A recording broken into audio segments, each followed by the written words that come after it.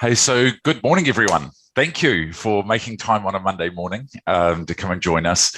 I know it's not the easiest coming on board Monday morning when there's when it's such an early start, and it's been a hard year for everyone. So I hope you've had some coffee and had a chance to get ready.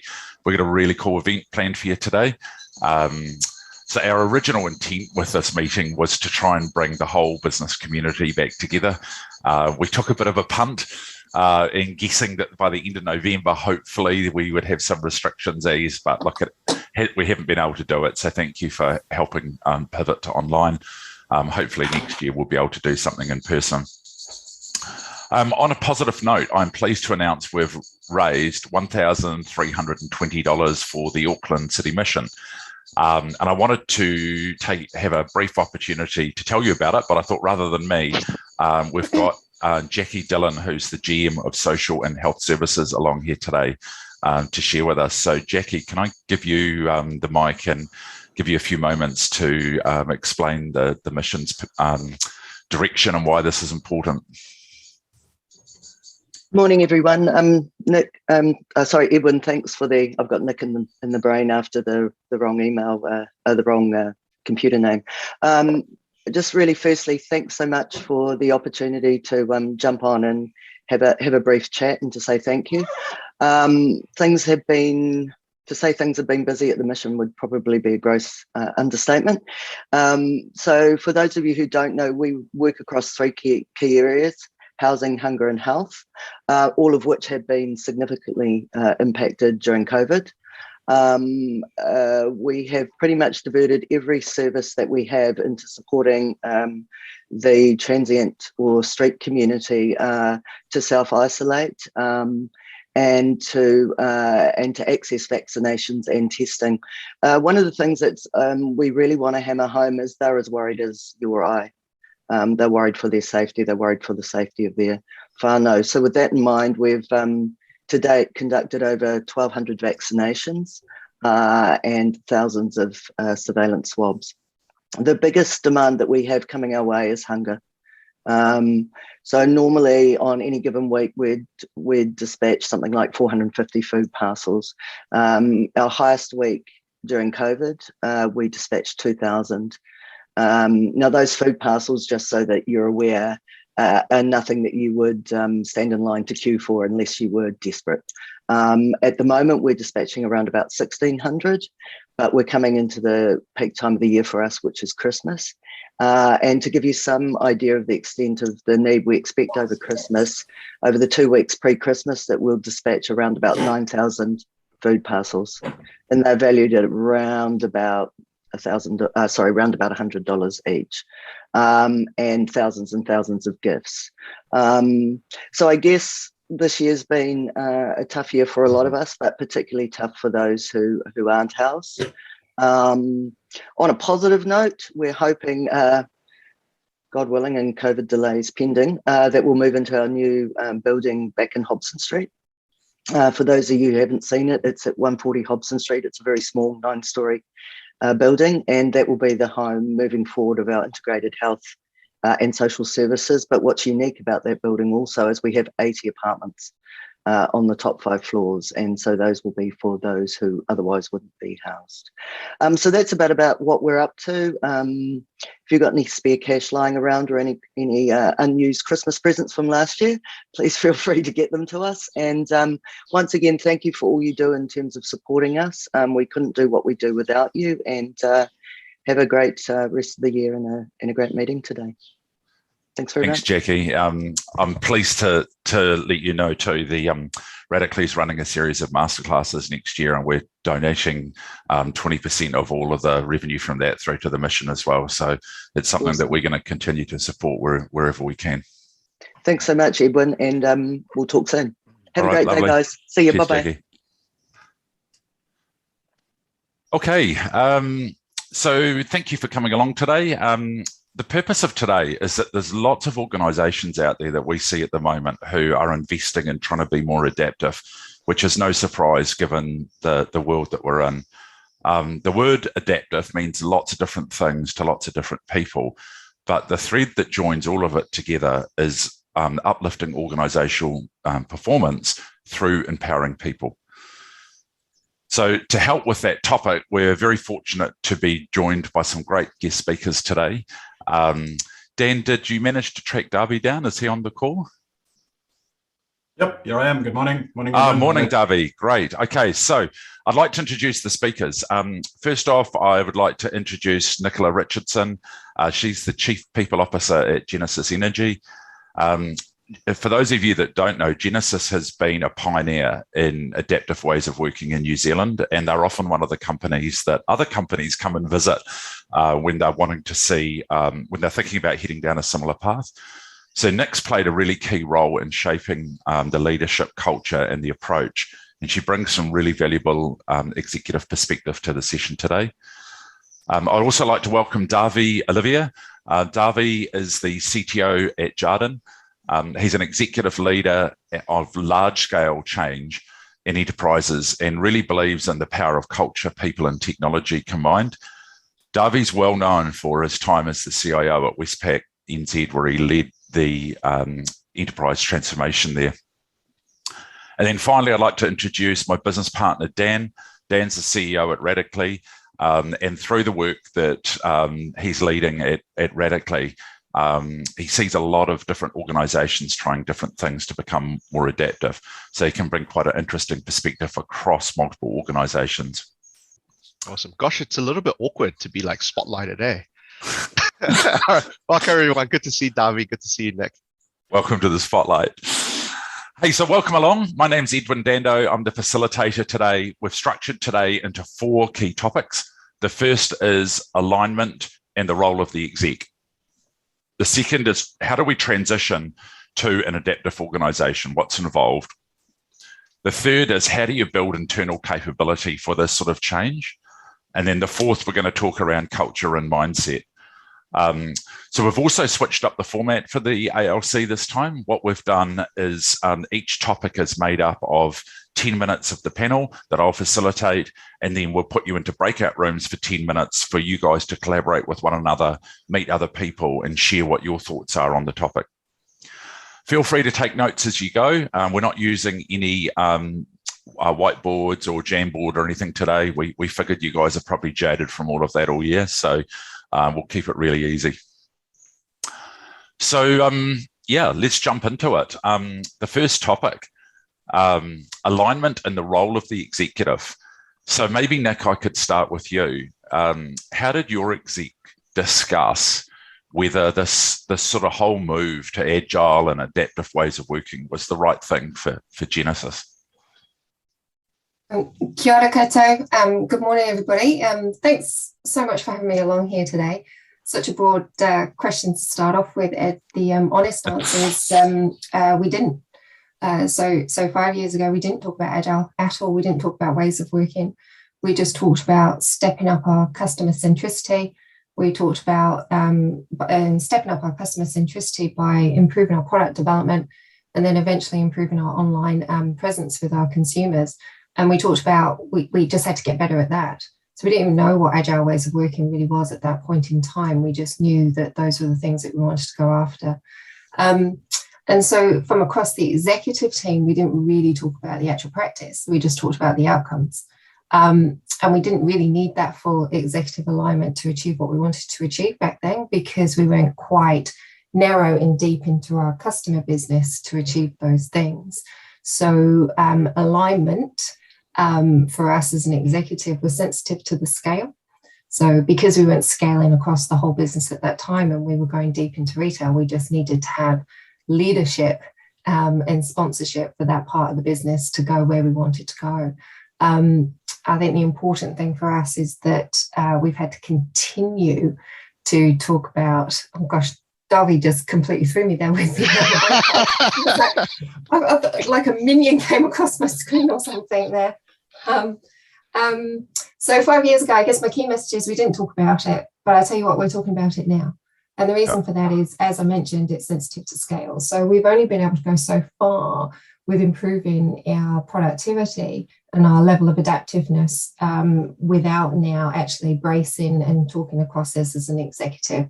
So for true organizational performance in this way of working, we have to align the executive. And maybe I'll pass over to my other colleagues because there's probably another point I want to make, but I'll refrain.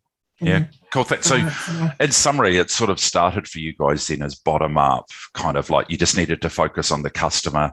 Through that focus on customer, you started doing more and more work. And then organically, you've got to a point where you're like, gosh, this actually does need the full alignment of the exec to get behind it. And you've reached it through that angle. Is that fair? Yeah, that's right. So 2 points is alignment is important, but it's sensitive to scale. But most importantly is continual alignment wherever you go. Like you cannot do this one and done. I hear of organizations that have probably leaked fogged us a little bit in terms of cadence here, because they have quite rightly spent a long time up front with that executive education, endorsement and alignment before they go. I think the warehouse group was 9 months of doing that and then 9 months into transition. I know Spark was similar, and I know Sean's leading a great gambit there at Chorus and doing the same thing. And I absolutely commend that. I think just the watch out for is making sure that initial alignment, the fear is, it's a one and done. So how do you set up yourself as an executive team to continually top it up? That's my other key message. Cool.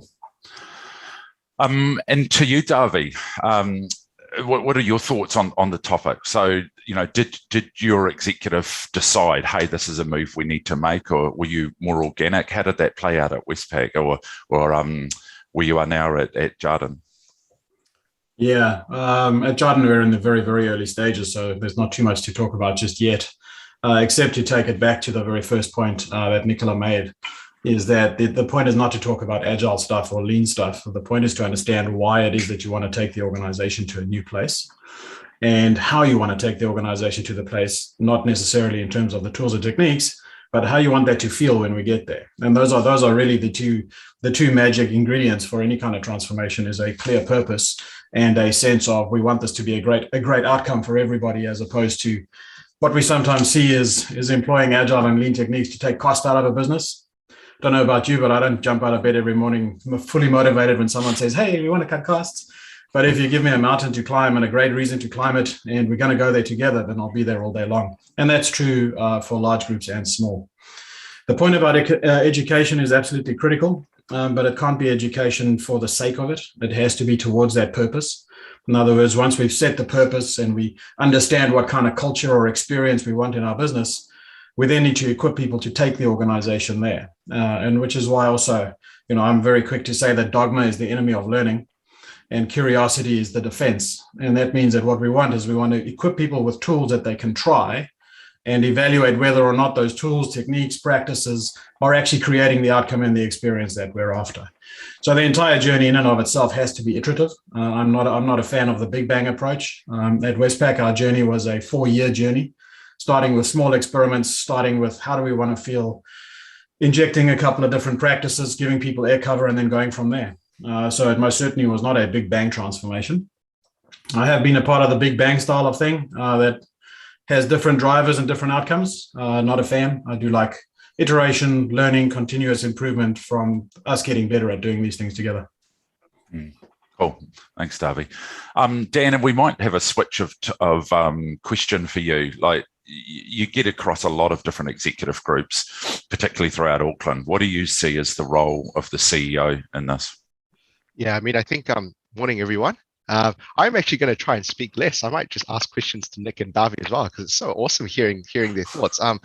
I think it's really important to have executive leadership, and usually I think what I was sort of thinking about as I was listening to Davy and Nick is you're both from functions that naturally lead out change. So if you think about culture, you think about tech, right? And I know that in the organizations that we're working with, where the chief exec is totally aligned. And I think I remember coming to Westpac where David was sitting there talking about the vision and the support that he has. I am curious though, for both of you, like, how do you bring around the colleagues that you have that aren't naturally around leading change?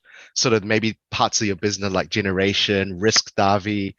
Like, what are your thoughts around that?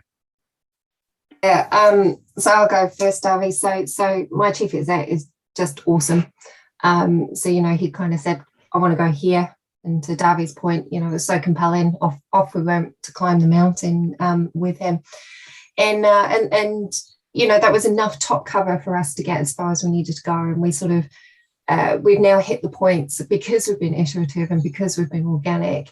You know, we're really facing up against some real impediments now that are truly cultural and derived from leadership. And so he's really having to come into the trenches a little bit more now to try and unpick some of the impediments for us and move us forward. So he's gone from being an aligned CEO that sets the vision and off you go and sponsors it and supports us, to actually having to get in and help us work this through.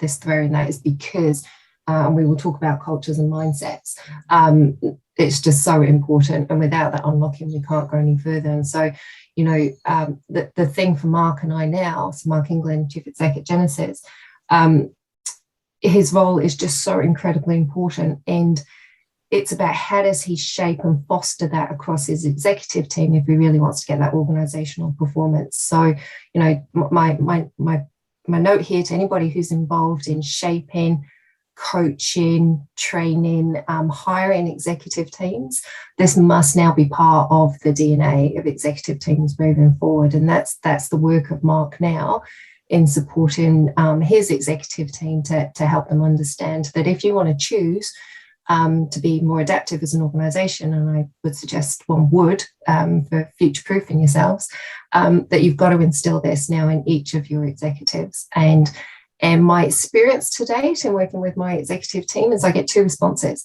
I get a threat response or I get an opportunity response.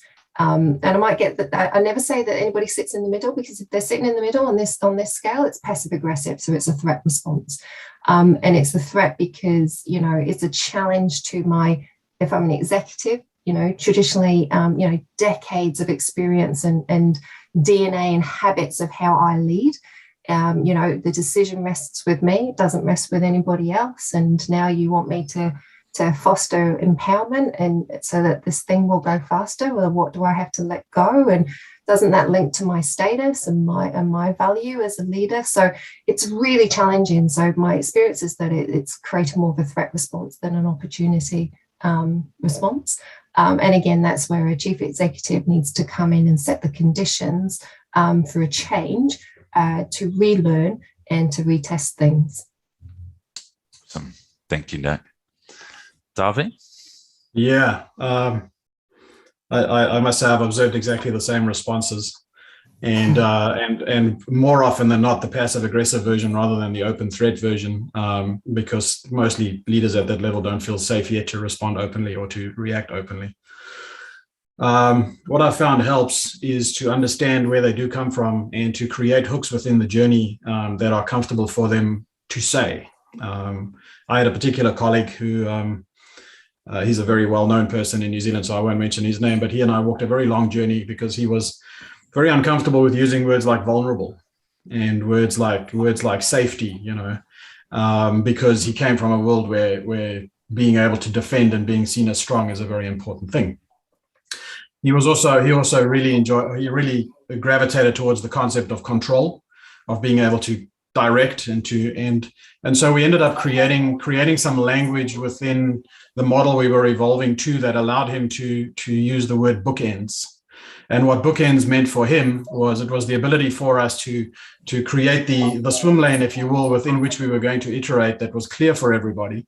And that it gave him the sense of comfort that this wasn't a free-for-all. We weren't just going to make stuff up as we were going. So it also gave him a little bit of that sense of the control that he was missing. And over time, we modeled that behavior together regularly, which is a massively important leadership behavior. And that also helps those that are uncomfortable in the journey and with the language to stand next to somebody who is comfortable and then show up in front of the team together. And then the team will actually see that conversation evolving over time. And as the team becomes comfortable with it, as your colleague becomes comfortable with it, so everybody starts using shared words, shared concepts, and the journey goes forward. So the threat response often only comes from one of two places.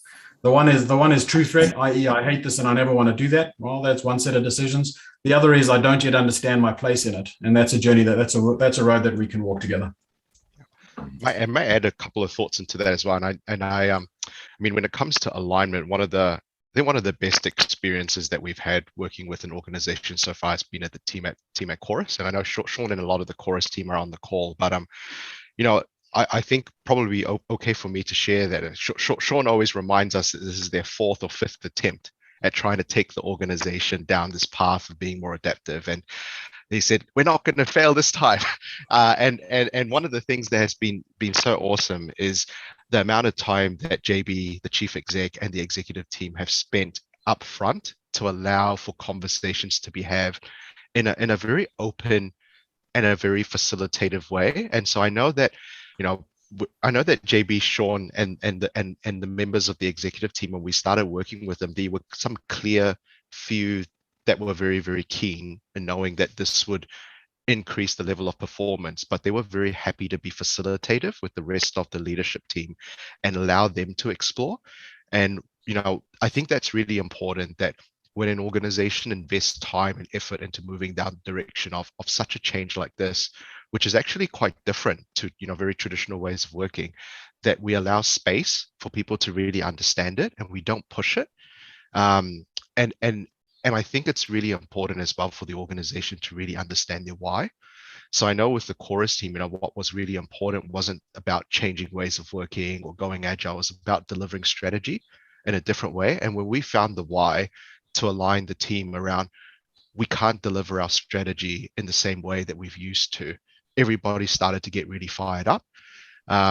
And then you saw all the threats and all the opposition and all the, what do we do? Because it's not about forcing people to work in a different way or installing some new method or taking cost out. It was really about, this is actually what we all want to do, right? And so then we figure out the how, which is like, actually at the end of the day, if we're aligned on the why, we don't really need to care about the how. Let's get some experts to figure out the how, but let's govern within the set of constraints. So I found that really, really refreshing and really, really awesome. Cool. All right. You touched on an interesting point there, Dan, is the and I've heard this language before, the concept of we aren't going to fail this time. It takes in the presupposition that we have failed at all, which then implies that we haven't learned at all, which is none of those things are true. That this is not a destination, this is a journey, and every iteration is an improvement. So there is only failure if you choose not to learn. That's awesome. It's great insight. All right, what we're going to do now is pop everyone into a breakout room. We're going to go 10 minutes in a breakout room. You'll be randomly assigned to a room. You've got a facilitator in that room. What I want you to do is just discuss, take the topic we've just discussed here and contextualize it to your situation. So the focus area here is the role of the executive. So use it as a chance to share with others, and then we'll see you back here in 10 minutes' time. Okay, welcome back, everyone. We cut you slightly short there from your 10 minutes. We're just a little bit behind schedule. So can we get maybe one volunteer from each room to give us a sort of high-level summary of your conversation or a question for either of the speakers that popped out of your conversation? We've got a volunteer from some of the rooms.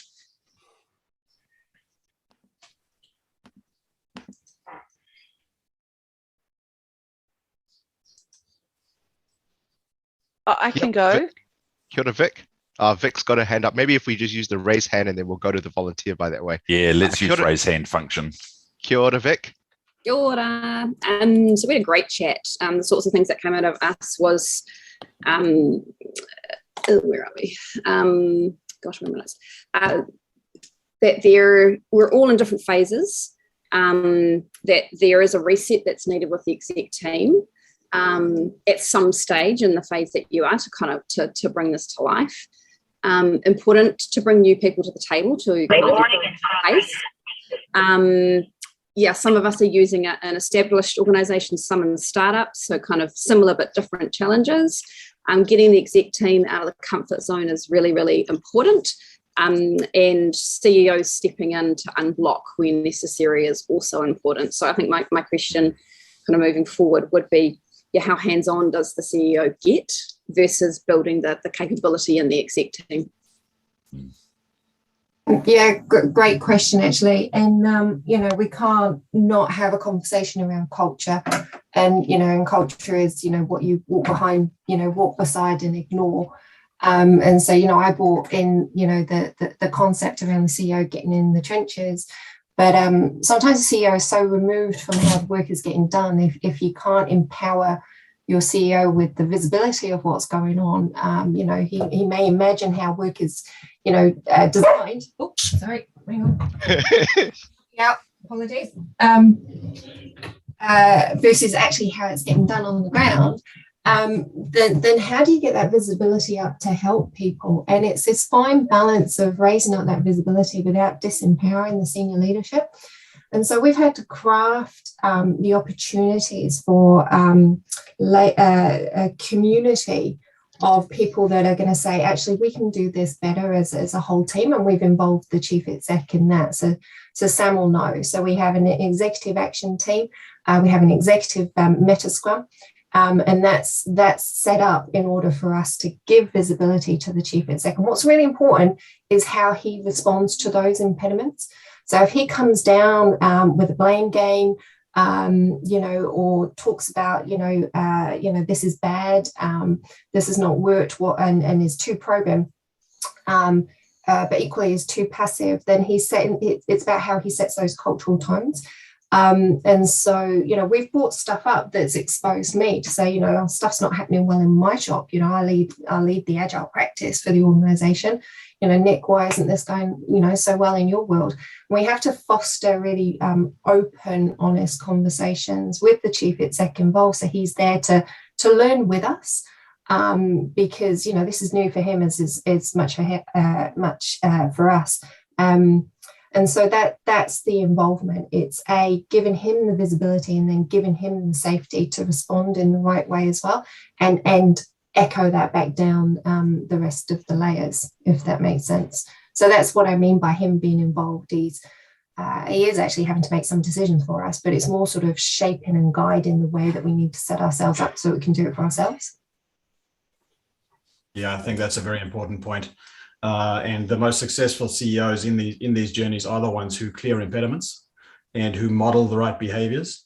Yeah. But there was an interesting undertone, Vic, that you brought back from the room in terms of the exec needing a reset, and it's a tone that's come along in agile reading for quite a while. Also, is this concept of the organization versus the executive, or transformation versus the executive. And I don't think it's a particularly constructive way to look at this, is that executives are people too, and that they are as vulnerable to, and as feel as vulnerable as, and as unsafe by new practices as anybody. So it's actually about creating the opportunity for them to learn these things in a space that's not threatening, to practice them with each other, and then to start modeling and then showing them to the rest of the organization in an accepting way. So very much the culture is the backbone of this. And that culture doesn't live in the CEO or in the team. That culture lives in everybody. So one of the first things we need to do is we need to be clear on how it should feel to work in the place that we work. And that doesn't exclude anybody. And then we have to make the internalized commitments to how we act to make it feel that way. And that creates that context where everybody feels like a part of it. Everybody feels willing to experiment. So we should be very, very careful of setting up the us versus the world kind of concept when it's the very people who pay the bill for the work that we're doing, the very people who are tasked with the strategy and the leadership of our organization. They're not a blocker. They're the most powerful enabler that we have. We need to allow them to step into that space. That'd be a super interesting point. It just reminded me of this example. I was doing a workshop with one of an exec team around OKRs, and the team were learning, and had lots of different participants from different parts of the business just helping and supporting. And one of the things when the team were debriefing afterwards was actually they felt this weight of the balance between being safe to learn and showing role modeling vulnerability, but also the weight of leadership and not wanting to show up like incompetent in front of the organization. Have you sort of seen environments, I mean, either of you, where you both as execs felt like, I really want to role model change or your colleagues, but at the same time, I've also not going to look like a silly person who doesn't know what I'm doing, that kind of, balance? Yeah, certainly, I'm happy to jump in and say I feel incompetent every day. That's good. Yeah, you beat me to it. Probably the most challenging balance I have is taming the enthusiasm and desire of change from my own team vis-a-vis the journey that my executive team are on. So I'm looking at Sam now, he's smiling at me. So awesome team, awesome people that can see how we need to get there and just wants to get there. And that's probably my biggest balancing act is straddling their desire for change and reading the room at the exact table and kind of going, no, we're not ready, or we're ready now, or we've got to work on the climate for change before we can actually change. Yeah, that's probably the hardest thing. And yeah, I don't, but I wear my heart on the sleeve. So that's my asset to any team, is that I'll be the first one to feel and show up and feel vulnerable like a dick and try things, and people will follow. Yeah. Awesome. Thank you. Hey, look, in the interest of time, we might just press on. I think that's been really useful discussion. What I want to do now is jump into our next topic, actually transitioning to an adaptive organization. And we're going to integrate topic 4 here around the culture and the mindset, because I think it all sort of blends together. So we'll be agile on the fly and merge those 2 topics together. So let me start out with this question. So what approaches have worked and not worked in the experience you guys have been through in this sort of transition to an agile adaptive organization? Yeah, I mean, for us, very quickly, I haven't had experience of the Big Bang. I mean, I could talk, it was Big Bang 5 years ago, but as I've explained, it was in a microcosm area of our business, and that felt Big Bang in the way that we set it up for change and supported our people to move to a new way of working. But we were very conscious to not make it feel Big Bang. I guess Big Bang it says to me sort of full organization, so I can't authentically speak like that. I guess my only caution around that is that that could be quite a cultural shock to the organization.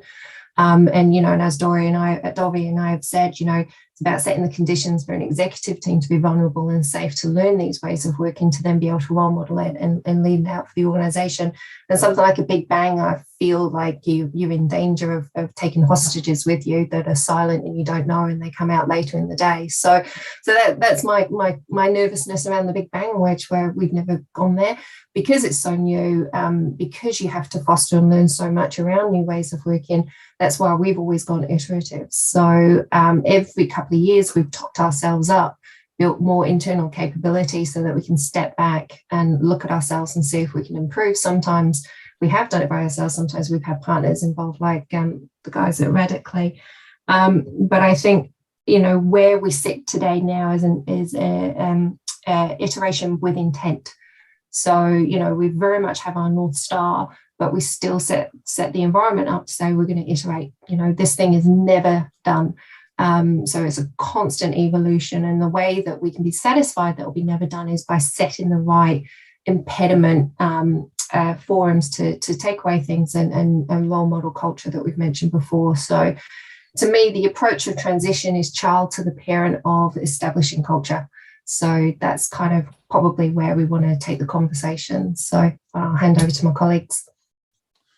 Well, that's encouraging to hear, Nick. I mean, the way I try and explain this now is the goal is clear, but the path to get there varies. That's, to me, how I explain Agile. That's the simplest way to explain it. So then in terms of that path, Davi, like what worked, didn't work at Westpac? Can you give us a summary? Yeah, again, I'm always very careful to have things that worked and didn't work because each of those approaches is chosen for sometimes non-obvious outcomes. That very often the Big Bang transitions are not chosen to become agile or to become adaptive. They're chosen for some other commercial reason and are then used as an opportunity to instill a new organizational structure, operating model, and rhythm, etc. Because it then gives a slightly more positive banner on which to hang what is a slightly less optimal experience for everybody. So one should always test against what the actual reason for the changes were before one decides whether they were successful. I can tell you that, so I hold very deeply the value that as leaders, we have to very, very much respect everyone in our teams because they choose to be there and they're making a commitment of 2/3 of their waking lives to our cause.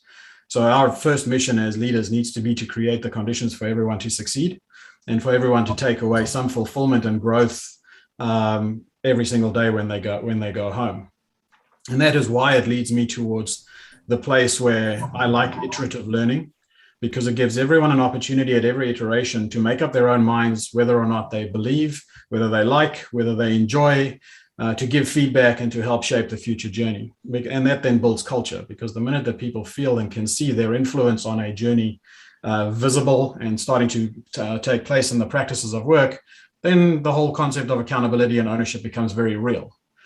Because accountability is one of those things that you can't give to someone. Someone has to take accountability, and they only do that when they feel that there's going to be some influence that they can actually have on the environment.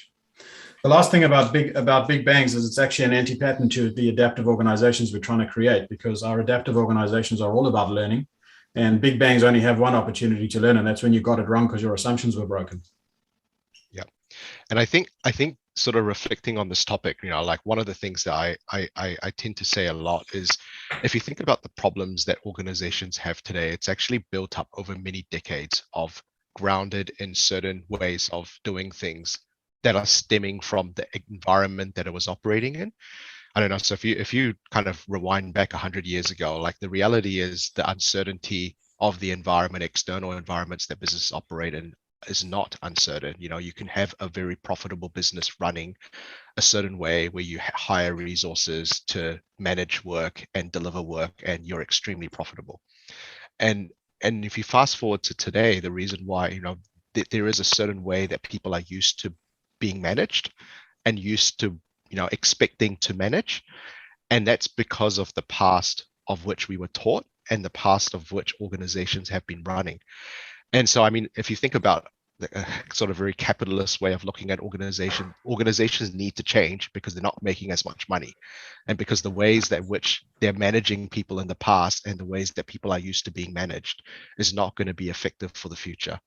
Now, the challenge is that in order to make a leap from 100 years ago, 200 years ago, where organizations work that are very much like, I come to work, I get told what to do. I think I still talk to family and friends who are living in Singapore, where I was born, that they clock in and clock out, right? And you basically tell the boss, if the boss stays past 7, 8 o'clock, you go and buy dinner, you come back, and you don't leave until the boss leaves, right? That's ingrained in the Asian culture of hard work, and when you have millions and millions and millions of people who are just as hardworking as you got to get ahead. And so then that forces you to stick with the system. But the challenge that organizations have is how to make that leap. Do you do it in a one big leap, like a big bang, like the team have talked about today, or do you make lots of small changes? And I think when it comes to changing people, I don't know about everybody on this call, but if my wife tells me tomorrow I've got to change and do this, it's going to take me a while to build in new habits. And I think this is the key thing, right? We're not installing new processes, even though we all think that we can buy new processes. It's not the processes that are hard to change. Processes are super easy. It's actually the people and the organizational culture. I see so many CEOs that come in and have a very different stance, one that's more empowering, one that is, wanting to give people the opportunity, but actually they find that people are willing to take that empowerment, right? Because they've been so used to being told what to do, and then the organization is frozen because they don't know whether to go left or to go right, because they're still waiting for the executive team to tell them. And so I think this is one of the big challenges, right? When it comes to culture, is it's such an important part, because the problem that we're actually solving is teaching humans to work in a different way, right? And that's not installing a new process. You raise a really, really curious point there, Dan, around people that may not want to work in this way, and you've got to look for those cues, and they're pretty obvious. So we've got too much work going on within this tribe, so we need to stop some of the work. Well, who stops the work? So you got to follow the flow of where the decision points are, and you kind of go, well, it's down to the PO, and then you say to the PO, you say, well, okay, all right, Mr. and Mrs. Product Owner, you're empowered to stop work, and they freeze on you. because you're discharging this responsibility and placing it over to them. And it comes to the bare bones of David Marquis of you can't lead with intent unless there's competency there with the person and that they're set up with the right capability to make those decisions. They're not going to be able to do it. And so when we talk about executive alignment, that's one thing, but making sure that alignment and capability goes throughout your whole organization is super important, so that PO doesn't feel under pressure, which has been misconstrued as a senior leader saying, I'm empowering you. So you've got to watch out for those cues so you can support the people where the decisions need to be made. And that's, if you could draw a map on your organization, like operation, and kind of go, where are the key points? Those are the things you've got to really dig into and support. The other thing, and it's just coming back to a previous point, just with iterations, my one wish, or my one sort of, if I could go back in time and do things differently, the challenge with the iterative approach was it's tough to measure the counterfactual now. So with the Big Bang, you can go from A to B, ta-da, it was better, see, look, weren't we good? But when it's iterative, and then you kind of get stuck in the mud, which is where we're at 5 years later, and you kind of go, yeah, but it was better because 6 years ago we used to do, and then you lost it. So whoever's, you've got to be really clear on your commercial models here and imprint that counterfactual, so you've always got that measurement as you're pushing forward on your change. So good. Yeah, Dan, you mentioned, just hang on, my dog is having a little bit of a go. Just give me a second. The dog is very passionate about the reality of Zoom calls. Yeah, that's his mom coming up the driveway. You mentioned there are two important points that I'd like to touch on. The one is the concept of profit, because in the main, our businesses are not charities. Yeah. Can you all hear my dog, by the way? Yes. It's fine, mate. It's reality. And when talking about the things that drive profit, it's if we dwell on the wastes of lean, it's quite a useful frame to use, because lean frames a number of different wastes: transport, rework, errors, all that kind of stuff, handoffs. But there are two hidden wastes that are not often spoke about, and the one is the waste of talent, and the one is the waste of people's time. And those are actually the true magnifiers. If we can create as much time as possible for people to apply their talent, that's when we start creating, multiplier effects in our businesses. The second is the concept of measurement. And as much as Nikki, I agree with you that the Big Bang gives you a nice, clear before and after kind of picture. It also doesn't preserve option value. And in any kind of investment or decision process, you want to make your decisions with as much information as you can have to hand and as late as possible. And if you do start iterating things and you measure the small differences along the way, then you can do two things. You preserve your option value, i.e. you learn a lot, make better decisions. You also can manage trend, and trend is one of the most valuable things in any executive's world. It's like the old run rate worm. If you're a cricket fan, is if you manage the run rate worm, then you're going in the right direction. Whereas if you go bing bang, it's like sending a batsman out to the middle and he only gets one swing. It's an interesting analogy, very interesting analogy. So look, what I think we will do now is do another quick breakout room. I think we'll drop it down to 7 minutes. What I'd like to do is I'd like all of you guys here today to, in your breakout room, just discuss the role as when you're transitioning to an agile organization. Just think through the cultural change involved, the mindset that's involved, and share your experiences around that. If you've got any questions that pop out of that, we'll take 1 or 2 questions when we get back from the breakout rooms. All right, welcome back, everyone. I had someone message me a question. Let's kick off with that, around how do you manage your boards when you're going through this transformation? Yeah, I'm happy to jump into that one. I've had a bit of experience around that. At the end of the day, we have to remember what the role of the board is the board stands personally accountable for the good governance, the good management, and the viability of a company. And in order to do that, they need to maintain a separation between governance and management. Is that the choice to change the ways of working, to use the phrase, in your organization actually is not a board choice, because the how things are done is actually the choice of management. That's the job of management. What the board needs to be assured of is that it's not going to introduce undue risk either to the fiscal performance of the company, to its reputation, or to customers and regulatory risk, obviously, along the way. That said, the board are also people, and hopefully curious people, because that's half of the job of being on the board. So there does need to be an education process along the way, and they can be very powerful accelerators if they choose to show up as modeling some of the behaviors within your journey. But that really isn't a part of the job of a board. What I do see quite often is that boards are get a little bit blinded by the wow of the there I did it again, sorry. by the pizzazz of big transformation journeys, and then they tend to only talk about the transformation part of your company to the exclusion of other things.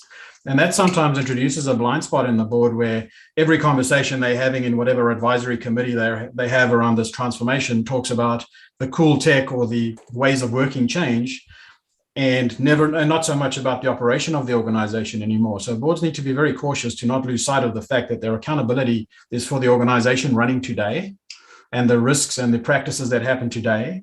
And yes, to support the drive of tomorrow, but not to the exclusion of remembering their current accountabilities. So it's a gentle education, knowing that it's not actually their decision to make at all. It's actually the executive's decision to make. They obviously have the opportunity to put up their hand and say, I don't agree with you. I think it's dangerous, which is their job. But at the end of the day, that's a CEO and exec decision. Awesome. Thank you. I think those points all solidly made. My only nuance is that my experiences when I engaged with the board, I was just telling a wee joke, that when I took a ways of working, a paper entitled Ways of Working, so not agile ways of working as it was traditionally, ways of working, two of my board members got confused with the paper because they just wanted to read around the sort of the take up of working from home, because that was in their back of the minds of ways of working. So I completely missed them at the get-go. But the way I engage with the board and the experience is through its culture. It's a cultural conversation. So again, I don't talk to them in the mechanics of the practices of Scrum or anything like that. I just talk about culture, and that's how I engage with our board. And then and now I have an ongoing opportunity to bring them on the journey and help with their education. And you know, sometimes, and I don't force it. Coming back to our points before, you know, they're humans, and you know, they'll pick up what you put down if it's compelling and that they're curious and they feel safe to do so. And so I had a success rate in my mind of, I'm going to go in with this conversation, and out of 7 directors, if I get 3 engaging into a conversation with me, then that's a win, and I achieved it. And then that brought the others in, which was fantastic. And it was exploratory and so forth. But now I have the door that's open to bring them some further education. A very powerful tool in this is the Gemba. I've always enjoyed taking the board to the boards, to the Gemba, to the work, because that allows them then to ask the questions without filters and get comfort for themselves that the dimensions of the company that allow them to exercise their accountabilities are in fact present. A very common fear is that there are no proper risk practices or financial practices, whatever the case may be. And once people see them actually in action, and they see that these are they're now live conversations every single day, as opposed to periodic governance processes, that creates comfort really, really quickly. That's assuming that you actually design those dimensions into your practices, of course, because if they're not there, then the opposite happens really quickly too. Fantastic. Thanks, Darby. So as a result of those breakout rooms, has anyone got a question or a topic that you want to share with the speakers? Anything that popped out of your discussion?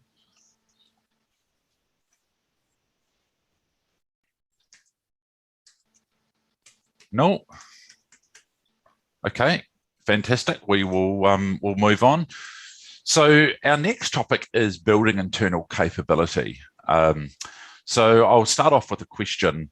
What do you think organizations need to think about when they are looking at building their own internal capability and expertise? What are the sort of key things that spring to mind for you guys? I might start first. I think I've worked both with Nick and Darby, and one of the things I liked about both your approaches is you do a blend of starting with internal lead and then supplementing with external support. I do think, you know, it is important to find expertise where it can accelerate. But at the same time, I think it's also not good to completely outsource, because if you think about it, at the end of the day, it's culture. It's something that's so important to your organization. I think what I like about both the experiences that you've both had is you're also really clear that it's a long game. It's not something that's like a 6-month project and then you start something, you hire a bunch of people, and then you kind of forget about it. And so I think, you know, that's one thing that I really kind of admire and respect about how you both approached it. I think the other thing from my own experience as well is I would say that it's so important when you think about building internal capability that you're really clear in your organization about what does the why mean to you. Because I think now especially even more so, right? There's a lot of people that have the title or the job thing on their CV, but they come with so many different types of expertise, you know, how I've done it here, how I've done it there. And the last thing that you want, I've seen a lot in organizations, you end up having these dogma battles where people are battling on the practices, and then your organization goes into this tailspin of, do we use scaled agile framework? Do we use just pure Scrum? Do we use this? Do we use that? And I think the organizations that I've seen most successful have probably actually built their own, find people that really understand the business and teach them the practices, because then they're leading out a business acumen and then gaining the trust and influence of their colleagues. And so I think maybe Nick, you'll talk about this maybe later, which is a program that you guys have run at Genesis around building your internal capability and finding people from the business. So I think, you know, for my advice for people who are trying to build their internal capability is look inside your organization. It's a lot of smart people who are great talent, who would be awesome facilitators, awesome coaches, really good, influential people inside. And it might be a little bit controversial, but I think the ways of working practices are easy to learn. It's really around your role as a leader to lead others and influence others to apply the methods and help them change their mindset. Yeah, so that's sort of my 2 cents. Yeah, it's the difference between instilling and installing, is that you don't want to install a new way of working. You want it to emerge, and it needs to be a part of your organization. That's right. So one of my powerful learnings is to think of this as in ways of communities. So you can think internal, you can think external, you can dial up and down that blend, but I'd say step away and kind of think community. So from an agile practice within Genesis, that team is so self-sufficient in topping up their community and working with their community of practitioners across all different sectors. And you know, it's entitled safaris, but they're so good at going outside to bring back that view and trialing and testing and shaping and learning. And from that, you've had amazing innovations come out of those safaris around even growing the talent pool of delivery coaches or Scrum Masters, and they've come up with some awesome ways to do that. So the power of the community, I think, is where, you know, I really rest my hat on. And we're using that same concept now around the community of executives. So, you know, my CFO who just, you know, wants to talk to me about the money and doesn't understand that, you know, he economically, from a behavioral point of view, you know, holds a lot of the keys to my goal to be truly adaptive. Send him out to other CFOs, to like-minded people, and go and get insight. And we're now just working with Radically to see if we can get off the ground a whole community around senior leaders to go outside and internalize it and figure this out. So yes, you can come up with a really good capability map of blah, blah, blah, but my big one here is community. And New Zealand's not small, is not big, right? I mean, we're small enough. We can do this. So you know, we're all looking for competitive advantage within our organizations, but if we grow the muscle collectively, we will advance together. I have a big belief around that. So if we could get a real brand around this for New Zealand, I think we will all benefit. It will grow it completely. Fantastic. Yeah, I absolutely agree with that. And Dan, you raised 2 interesting points. The one was around Dogma. I have a fantastic memory of being cornered by the Scrum Master community in Wellington.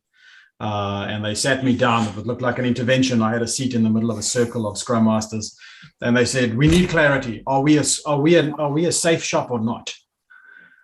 And I sat back and I said, I'm entirely unsure of what you're referring to, but we are the shop where we adopt the practices that work to solve the problem we face, not a dogma-based shop.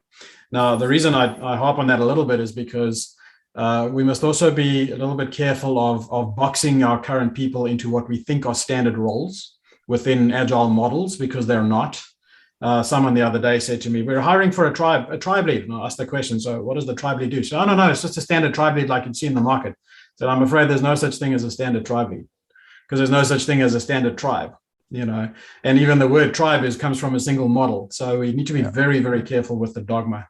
What we must be emphasizing, and I love the concept of communities, is we have to be emphasizing the tools, the technique, the education, the principles of how those things all fit together and the problems that they are aimed to solve, because that creates a whole industry of smart, adaptable people who can solve all problems with great techniques, as opposed to fit a box within a single dogma. Yeah, nice one. Yeah, and I think that's so interesting as well, because you think about the role, like the title, like if we just step back and think logically, Scrum Master, like we don't really want, questionable whether we want people who are masters of Scrum in an organization, right? And I think it made sense. It's almost like I don't know, when a new technology comes out, you get these like early adopters, and you've got to. And I think this is where sort of adaptive ways of working and agile has come quite a long way. And I think it's up to all of us now to take a step back and go, what do organizations really need? What accountabilities are needed to further the organization forward? And I think sometimes I feel like we lose sight of the experience that we as leaders have in leading organizations, right? Because if you think about how would you create a new role? First, you look at what needs to be done, and then you figure out what accountabilities, then you form a role. So you don't just start with a role. You don't just say we need 10 Scrum Masters, right? You go, what accountabilities do we need? And I think if we just go back to some of the basics, we can actually design great roles that fit our organization, and people will be motivated and excited about that too. Yeah, I think that's smashing, because again, it's what's the vision, what's the why, what are you going for? Then the rest can be taught. It really can. So on this one, capability has to start with aptitude, mindset and culture, and then fill in, color the lines in as you go in terms of the technicalities. We've got a delivery coach now. We titled our Scrum Masters delivery coaches when we moved to sort of, it's about choice around the way you work for the optimal result, depend on the situation. He was part of the Marine team at Kelly Tarleton's. He's now one of our, coming up as a strong, really delivery coach. My leads of Agile have come from people and culture roles as well. So it's you can source these people from anywhere if you can get them excited around leading change and fostering a future. Then you're really quite expensive. And an interesting point for those that sort of do still take the dogma stance. There's actually no role in Scrum called Scrum Master anymore. There's also no role called Product Owner. They've been disbanded. They've actually removed out of the Scrum Guide completely. There's no such thing. There are now accountabilities for exactly that reason. Is that even, worldwide, the whole movement is recognizing the problem with that role-based dogma. And they're saying this is just stuff that when we do Agile kind of needs to be done somewhere, but you figure out what's right for you. Yeah, 100%. Hey, Sean, we've got a question. You want to unmute yourself, and you might as well ask that directly. You don't need to ask it through me.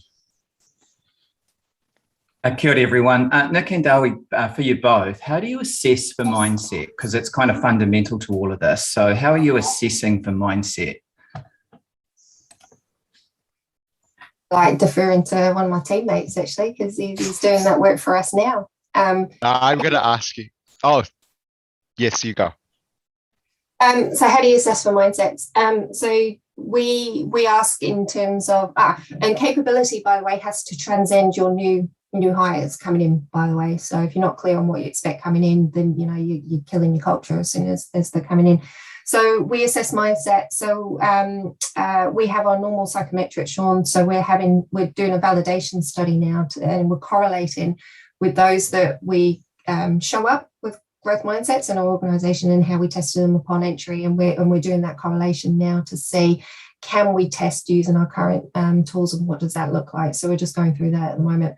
That aside, where it shows up and where we look to assess is asking questions around their behavior and how they're relating, not just at point of entry, but also through their developmental and career conversations. So it's ingrained now through our full leadership capability and assessment models now, where we say, well, what is your leadership purpose? You know, and from then you can really get some mindsets, and then you can ask all of your really good growth related questions with strong evidence, and you can make a judgment call that way. So that's the way we do it. Yeah, I'm notoriously bad at that, to be honest. So I do defer very often to some of my colleagues, because I know that I have a very strong set of lenses that bias me terribly. And I'm very biased towards enthusiastic, go-getting, grab it by the horns kind of people. But those you need real diversity in the talent that you bring in across all dimensions. What I do like, though, is I do like having people tell me stories, and I like hearing the stories of the adversity that they may have faced, stuff that broke, how they had to rethink a problem set, or even better, when they thought that they had actually succeeded. And you then ask the question, so what did you learn from that? And then, you know, through a process of self-awareness, they come to the realization that the learning was more valuable than the success they thought they had gained. That's the kind of stuff that I look for. So I really like storytelling as a process, or story listening in this case, as a process for evaluating this. Might just add to that, Darby, as well, probably more about how we hire at Radically, because obviously now we've got a pretty good sized team, and growth mindset is something that mindset is really important. I watched a video from Elon Musk a couple of days ago, and one of the things he says, he asks, I think, 3 questions. What's the greatest adversity? What's the biggest challenge of your life? And then he asks them, how did you go about solving it? And he talks about, when was the last time you failed, and what did you learn from it? And one of the things he said is the people that can tell and know all the exact details about what they did to solve the problem, you can tell whether or not they truly solved it, and whether or not they were involved in solving it. Because if you ask them questions and they don't know the details, they probably haven't spent days ruminating around what it is and how they went about solving it. And so I think for us, you know, when we hire, we really do hire for that. It's not about the technical questions. It's more about the conversation that you have with the person, and whether or not that person is able to kind of share the way that they learn. You know, I found that, you know, it's quite interesting in my career of hiring people and even outside of Radically, I found that people who are more experienced sometimes have harder time to learn. And whereas if you take someone who's got, and probably this is your example around Kelly Talton's person, Nick, someone who's just super keen like a sponge and is able to come with knowing nothing, they have a better platform to learn because they've got nothing to prove. And in some ways, like, not having anything to prove sets you better up for success. Whereas if you've got something to prove, you're more likely not wanting to fail. Yeah, I don't know. So that's sort of my thoughts around that. So Sean, our leadership assessments now is 75% all geared around what we would have said the softer stuff. So, oh, have you lost me? No, you're still here. Your video's frozen, but you can still hear you. Oh, here we go. You're back. Oh, interesting. 75% geared to leadership behavior and relationships. And because we've said, you know, your technicality's got you this far, and we're not bothered about that anymore.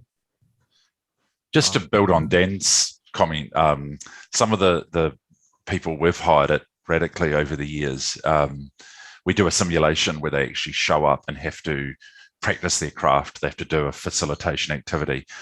And sometimes it's the people that screw it up the most royal way possible that we actually end up hiring, because in the debrief afterwards, that's the gold, is that afterwards, when you talk around the what just happened, if they go, oh, look, when we say, what do you think? How did that go?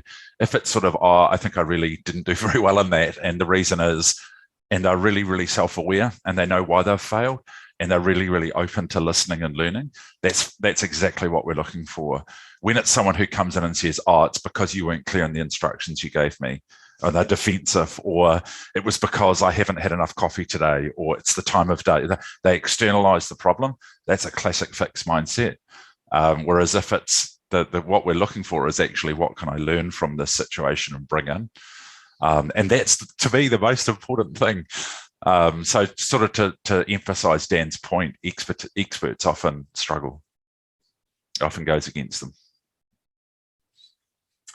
So on the sort of topic of capability then, from the panel's experience, are management skills still important? So one of the things that the Agile community has really been quite polarizing with is gone that we don't need managers anymore. And that's part of the big cost out, model of selling Agile, right? We can strip out your middle management and save you a third of your bottom line. The frozen middle, Edwin. The frozen middle. Yeah, that's right. But so I'd really love to hear from you guys. Is management still? What are your views on management skills at an Agile org? This is clearly, you can tell I'm quite enthusiastic about this particular topic. There was a very famous Agile transformation journey that launched itself into the public domain with that very statement: is we're going to cut out the frozen middle out of our organization. And it was a miserable experience for thousands and thousands of people. The fact of the matter is that there is management work to be done. There always will be. Somebody has to manage a budget. Somebody has to do hiring. Somebody has to do performance reviews. Somebody has to do all that kind of stuff, which is the glue by which organizations run. Someone has to understand how risk disciplines work, to make sure that they do appear in our practices. Someone has to hold themselves accountable to the state of the business. But it's the style of that changes, not the fact that the work needs to be done. So it's the fact that it's no longer a dictatorship. It's no longer a process of gates and controls. It's now a process of bringing that quality all the way to the left and making sure those dimensions show up in every piece of work that we do. If we talk about things, Nikki, you mentioned earlier, financial management, the CFO. Once you get to the point where the value of a piece of work or the cost of that piece of work is an inherent dimension of the work being done, then it no longer needs to be timesheeted. Or if you get to the point where the contemplation of the riskiness or otherwise of a piece of work is a part of the upfront design, provably so, it's no longer a risk committee. So management is always going to be there. Management is a set of tools. Whether you choose to show up as a manager in the Dilbert sense or not, that's a cultural thing. That's not whether you're a manager or not. Anyway, I'm going to get off my hobby horse on this one. That's another one of those us versus them conversations, which are very destructive. It's great. The way I think about it is, if there is self-inflicted crap through management practice, get rid of it. But that doesn't mean that you're getting rid of the practice of management. That's right. And that's just bad management, frankly. Yeah, absolutely. If you've got teams running around with timesheets trying to book what they need to do, and trust me, we've been there before and we got into all sorts of trouble. We had our killer platform, our online platform, both web and mobile, falling over two maybe 3 years ago, and we looked at what's going on here, and it was because everybody was walking around with timesheets and only booking work that was capital, and of course capital based work was building the thing and nobody was bloody maintaining the thing, so the thing was falling over, and we were like, well, why the hell's that happening? Well, it was self-inflicted crap from management practice. We set them up to do that. So in fact, what you do need is really strong eyes and ears on the ground, supporting and guiding your people. And Davi said it well, that it's about bringing it across the horizontal to the left and to the right, and kind of looking that way as everybody's looking this way to deliver end to end to your customers. So you're just shifting it around, but you've got to be eyes on to take out the rubbish practice. Yeah. I think I'm probably equally as passionate as Nick and Davi on this. I think I've always predicted that I think in the future, probably very soon, we'll need to teach people who are advocates for agile and adaptive management. And the reason for that is I think that, if you think about a lot of this, it's actually a lot of that we need to distill down better ways of working, how organizations work. It's actually just good leadership. Like if you look at good leadership principles from day one, a lot of the things around empowering, creating the environment, creating the space, that's just good leadership. And I think what's happened in the past is when people who are poor leaders have taken on the role of a manager and done those practices through those poor behaviors, we get this stigma and this experience that many of us have probably experienced a poor leader or a poor manager in the past. And then we attribute this is what management should be like. And I think it's that experience that's not healthy, not the role of a manager. And so I think just like, people who are non-managers who play a role of a Scrum Master or a delivery coach or an Agile coach, they too can have bad behaviors, right? And so I think that the same experience that modern managers have of people that are trying to do dogma practices can see that as bad.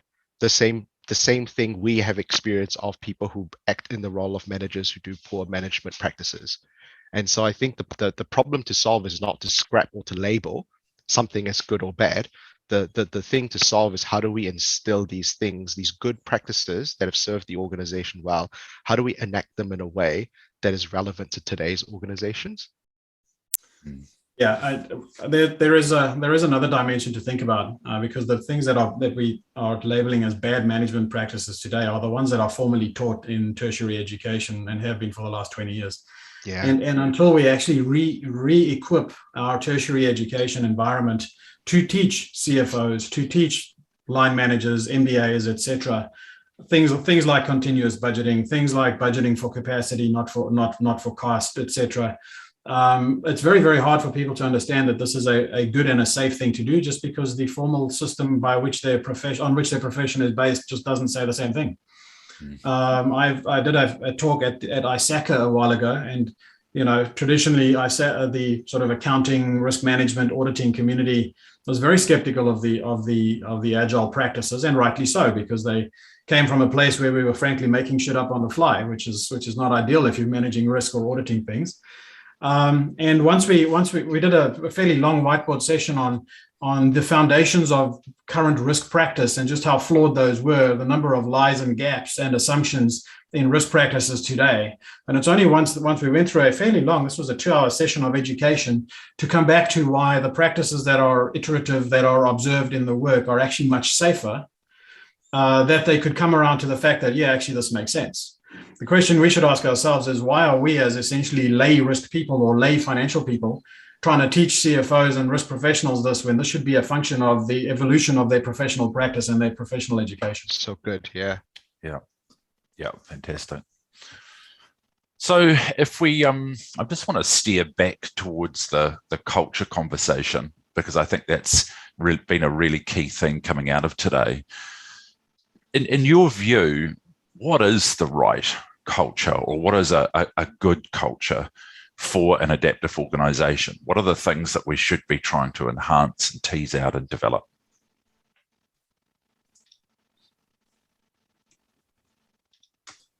Yeah, I'll get into that. There's an exercise that, and the reason I'm going to start with a short story is because this is very different for every organization, for every industry. So it depends very much on what you do. And the question I like asking teams is to pause for 30 seconds and remember the last absolutely amazing day they had at work. And this is the kind of day that they went home and they wanted to tell their partner about, hey, honey, pour us a glass of wine. I want to tell you about my day, kind of thing. It's a bit early for that, I know. And when people do that, they very easily remember those days. And there are always common dimensions of the experience that come to the fore. And these are not we were all so excited and we had a pool table and we were all wearing sneakers and t-shirts. Actually, what they most often gravitate towards is that there was a large challenge that somebody trusted them to take on, that somebody gave them the air cover to make the decisions in which to overcome the challenge, that they did together as a team of other trusted people, that they had all the support within which to do that. And when you start getting those dimensions, you actually start appealing to, basically the top of Maslow's hierarchy, where people are starting to work towards self-actualization. And whatever that looks like within the industry that you're in, that's a great culture. Because we assume that people's professional and the capabilities are there already. What we have to be able to do is create that context within which those other dimensions can create that magnifying effect for people. That's great culture. For somebody, that might mean that we do have a morning shout out or whatever the markers of your culture in your company are. But the key dimensions, the core dimensions are those. It's the air cover, the safety, the collaboration, the trust the support, which then becomes empowerment and safety in which to get on with it. Thanks, Davi. Dan, Nick, what are your thoughts? Yeah, so aligned. I can't differentiate. I started to jot down some notes, and my absolute philosophy in life here with people is that generally most people turn up and want to do a really good job. And so, how do you work with that? People don't intently come into work and kind of go, it's going to be a rubbish day today. They want to do good work, and how do you set them up to do that? And I think a good culture has to recognize that decisions can no longer just sit at the top of an organization, because from a performance perspective, we know businesses will not succeed longer term with that. All of our management practices were hardwired from the industrial revolution days. We all know that it was all about building widgets. It was all about control and power over the customer. We know that's completely flipped. And so we're in this wonderful chaotic space now, kind of rewiring our practices and cultures to fit, the power of the consumer. So it flips over to that. I guess the one thing that stands out for me that's always a hallmark of a really strong culture, in Davi has said it, but I'll put it into my own words, is that leader that can own and talk to the mistakes of their team. I think probably very quickly for me is, I think when I think about good culture or ideal culture, it really does come down to leaders valuing people. And I think the best, when I walk into a room and I see a leadership team and I see, you see where the CEO is mindful of their executive team.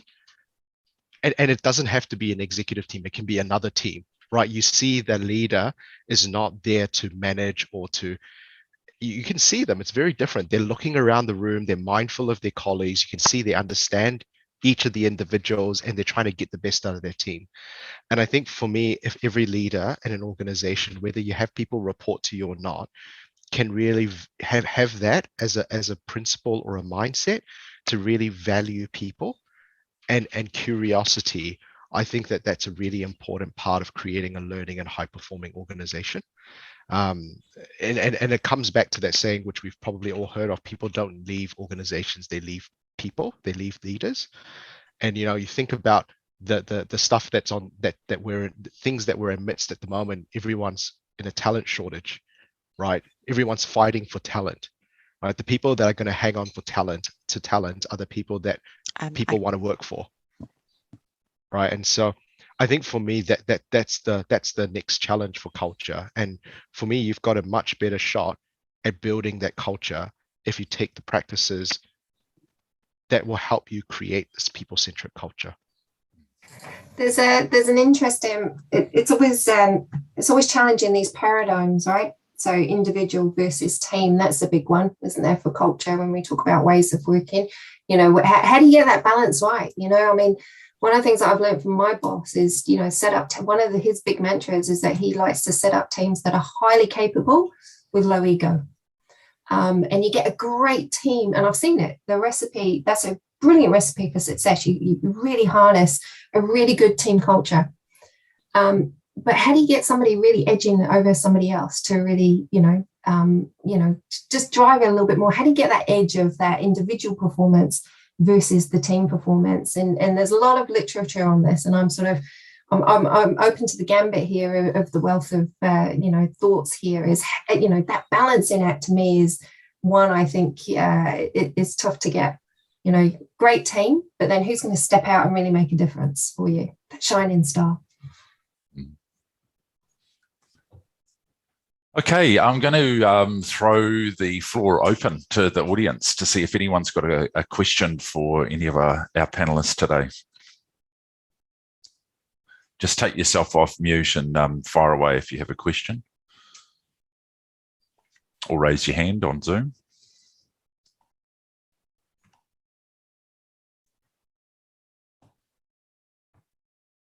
Any questions? Here's one, and let's hear from you. So, Nick, Doi, Dan, thank you very much for your perspectives, very helpful. So you had mentioned scale earlier in the conversation. So based on your experience, when does an organization really reach a point where traditional and new ways of working cannot really coexist, and all the broader system challenges start becoming more of an overhead and an impediment? The points that we spoke about on funding, structure, etc. Or do you really feel there's a sweet spot that is achievable? That's a cool question. So just for thank you, Nick. For a little bit of a backstory in the team at Westpac that I worked with started off at about 300, became about 700. The team at Westpac in Australia that we worked with was about 15,000 people, and the team that I have right now is about 100 people. And the answer is the old and the new can always coexist. The question is whether it should, and that's actually a choice. Is that you can actually draw, for the outcome that you're trying to achieve, draw the boundary of where you're going to isolate the friction. And that's really the magic, is if you believe they have to coexist, you know, and that might just be a point in time, it might be a fear thing, whatever it might be, then you have to choose where the friction boundary lives. And then you have to create the mechanism that takes the friction out of the flow. And that's where the conversations need to happen. And there are all kinds of organizational gymnastics that you can do. You have to choose whether or not the cost and the friction of those gymnastics are worth the outcome that you're trying to create.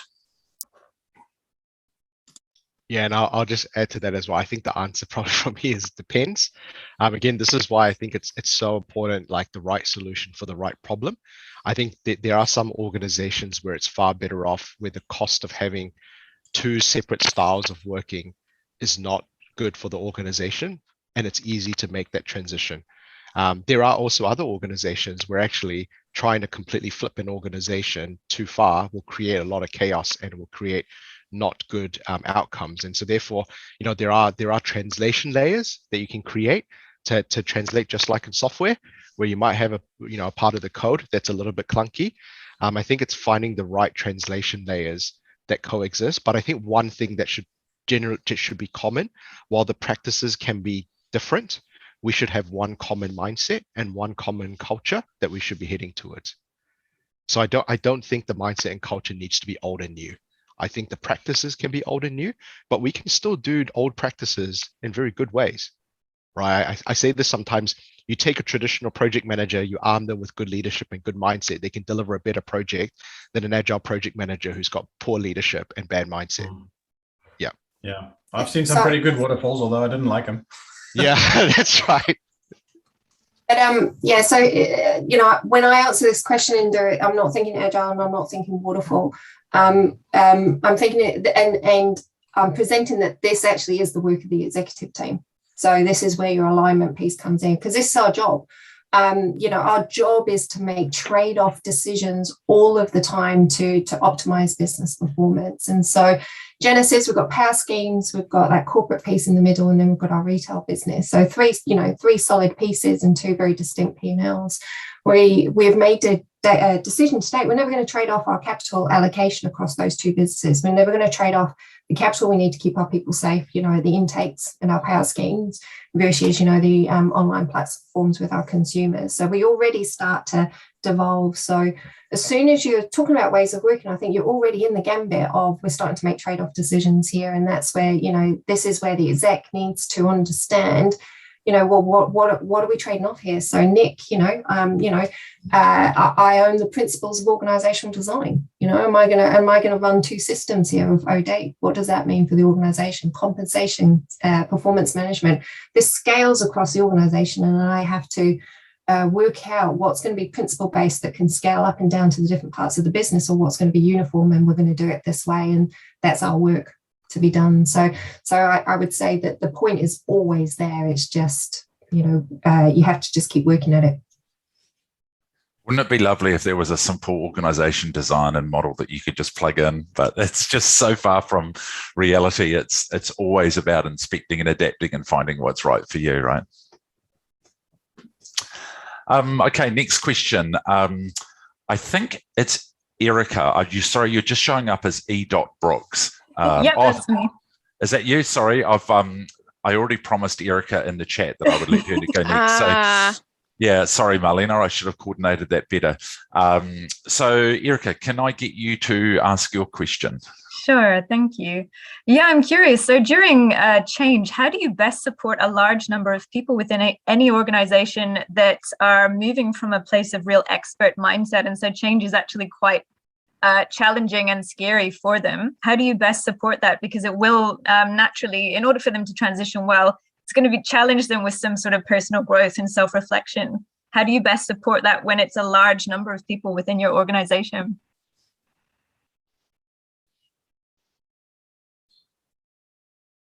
Well, I think you've stumped them. What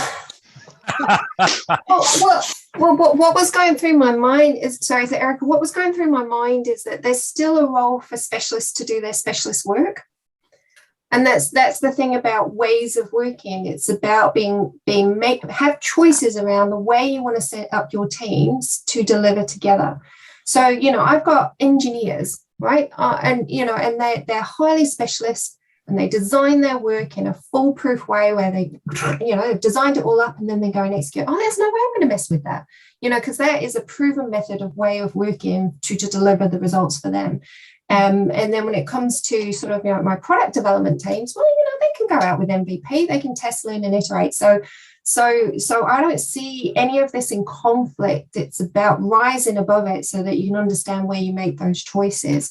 I think where it gets tricky is in the technical roles in the center, like legal and HR remuneration or, financial support. That perhaps is a bit more challenging. That's where I would place the change efforts. So I've never felt it as being like large change because, you've got to be targeted with this thing.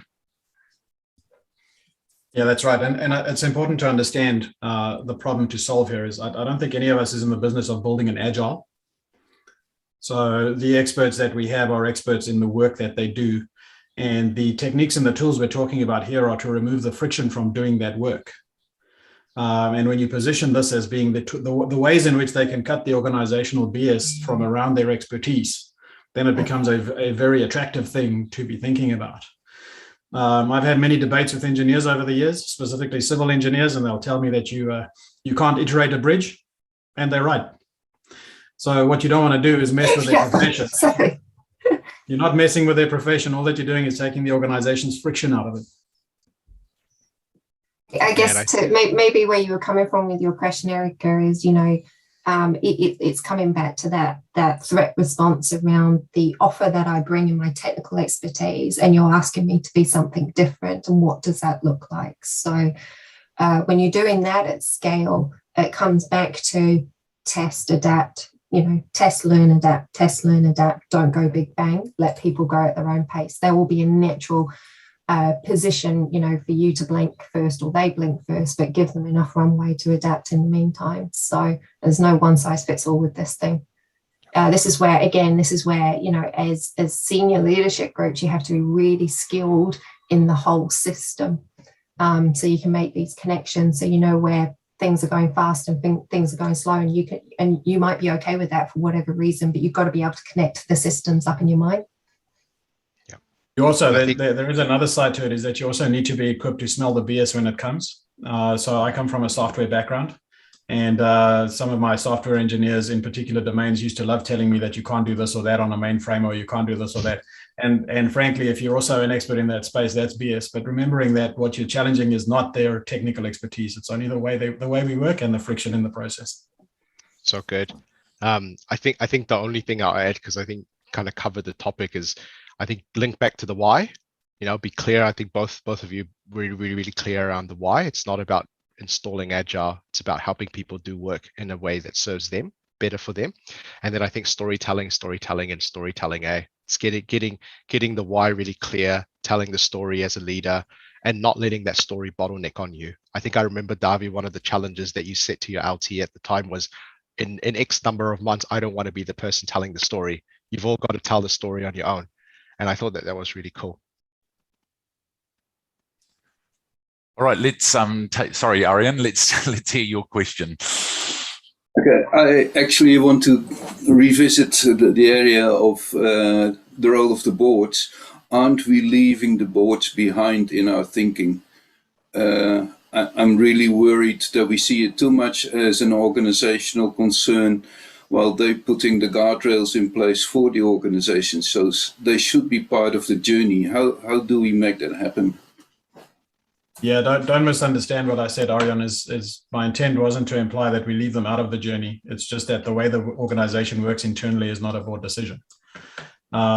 We do have to educate them so that they can get comfort that these practices are not eroding the quality or the standard or the safety of the organization. And also, frankly, it makes for a better conversation when they do come along and understand how the organization works. So for me, over the years, what I've loved doing is I've loved arranging that they come to a showcase day, or that they just do a Gemba on a board day and go to the boards and observe the working practices and speak to the people who actually work in the organization. Because Nikki said it earlier, is that, you know, New Zealand's a relatively small place, and Dan said that we can make systemic differences. And the way we do that is by involving everybody in the learning, not just the management or the leaders or the teams. I think my very quick add-on to that is, I remember, I think Ed went to a recent IOD Institute Directors event, and he was kind of trying to listen in on where directors' perspectives are with their learning curve on modern ways of working. And I think one of the things that you shared, Ed, was everyone was so curious. Like they all came to you and tried to listen to you, and it's a different way of doing things. And so maybe the context of a board in a boardroom is different from the context of a board in a learning session, right? And I think that there are curious directors, and I think directors are curious and they're wanting to learn. And so I think it's important to make that distinction as well. It's why we're seeing the emergence of board advisory as a very popular thing now. And I think it's a very important thing, is that we can't expect boards to be experts at everything, but we do have to create essentially a non-governance forum within which they can engage with experts and learn these things in a safe place. Yeah. I think there's also a really interesting challenge. I mean, I saw something from your former board, Davi, in the press the other week saying, you know, directors on boards need to be experts in the domain. So they were saying that, you know, anyone on the board should be an expert in banking. And as soon as you do that and say, well, therefore I'm an expert in banking, then that's what you're prized for, not for your ability to be adaptive and you know, help steer the organization within those constraints.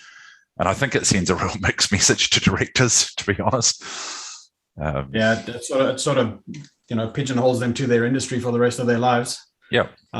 It's also why we are seeing the emergence of, you know, the CIOs, technical people joining boards proper. Yep. And there's nothing wrong with that if you have in your aspiration a governance career, that's fine. My take on that is that a director needs to be a governance expert. And come with curiosity and the ability to dive deeper and to ask great questions, but surround themselves with the experts where they know they don't have the professional depth.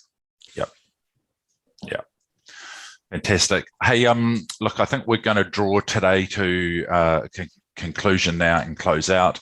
I'd first of all like to say thank you to our speakers. Very kind of you to give up your time on a Monday morning. We've got a small gift for you. Rather than just sort of give something out, we've tried to be mindful, and we're going to get you both a voucher to Onslow's so that you can go out and have a lovely dinner, but also support local New Zealand businesses that are trying to get back on their feet. So we're big believers of it, and radically of paying it forward and helping other organisations. So there's a win for you and a win for them as well in there, hopefully. So thank you for your time today. Thank you. The next ALC is going to be in March. We're working through some of the final details of that now, but we will be in touch with a little bit more details close to the time. I just want to draw your attention to something that may be of interest to some of you. Something that we do in Radically every year is we try to distill down everything that we've learned that's been really, really successful in the year, the sort of key patterns, and we turn them into masterclasses that we then run. We're doing them in February this year. The purpose of them is they're not really profit driven. They're more around sharing our knowledge. So we're doing them with a donation to the City Mission as part of the fee. And we're also going to offer a discount to all of you that were here today as members. So I'll send some information in a follow-up email. Watch out for that. But if there's topics that we've explored today are of interest to you, I'd encourage you to have a look at those masterclasses. All right, thank you, everyone. Thank you for supporting this morning. I hope you have a fantastic summer break, and we'll see you back here next year. Good to see everyone. Thank you. Bye. Thanks, everyone. Thank you.